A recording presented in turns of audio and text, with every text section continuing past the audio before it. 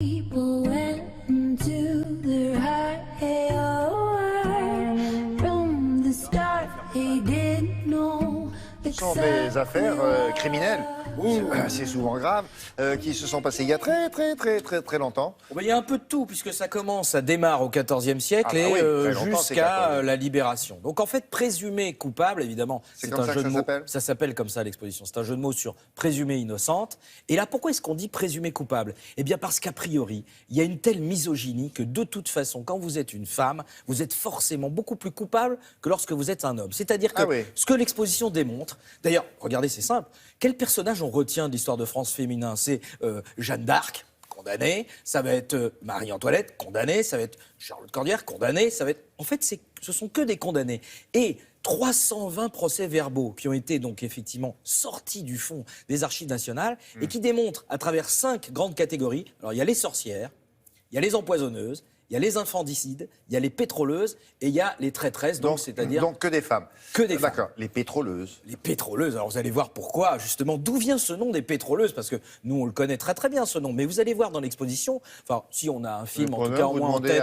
Vous demandez à Nado, qu'est-ce que c'est qu'une pétroleuse? Ah, l'ado peut-être pas, mais c'est quelqu'un qui travaille dans le pétrole, en Arabie Saoudite. Dans l'Arabie Saoudite. Non, vous verrez ce que c'est qu'une pétroleuse, et en plus vous verrez l'affiche du film des pétroleuses dans l'exposition. Mais ce qui est intéressant, c'est qu'on voit qu'à chaque fois il y a un biais, c'est-à-dire que ce soit les juges, que ce soit les témoins, que ce soit tout l'appareil judiciaire. Tous complices. Ah bah voilà, donc c'est pour ça qu'il y a le titre présumé coupable.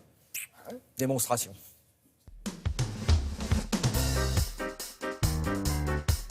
On démarre les présumées innocentes avec les sorcières.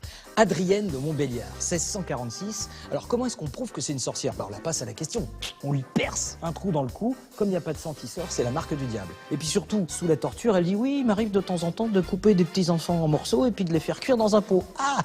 Vous faites des confitures pour les enfants? Non, je fais de la confiture avec des enfants.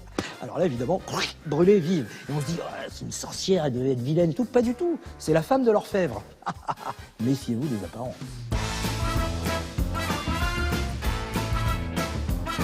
Après les sorcières, les empoisonneuses. Nous avons ici Médard de Léger. Elle a 14 ans et son mari la bat comme plâtre. Donc, elle va voir le père Cornu, avec qui elle couche aussi un peu accessoirement. Et le père Cornu lui dit, t'as qu'à mettre quelques grammes d'arsenic ou de morora dans son bouillon, on n'en entendra plus parler. Et c'est ce qu'elle fait. Le problème, c'est qu'évidemment, elle s'est fait cueillir. Donc, elle est condamnée à mort. Ah oui, échafaud, voilà, terminé.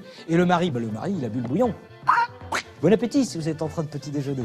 Sûrement que quelqu'un vous a préparé votre café avec amour. You've got the magic touch. On reste dans le sympathique et le jovial avec les infanticides. Alors là, on est en 1784.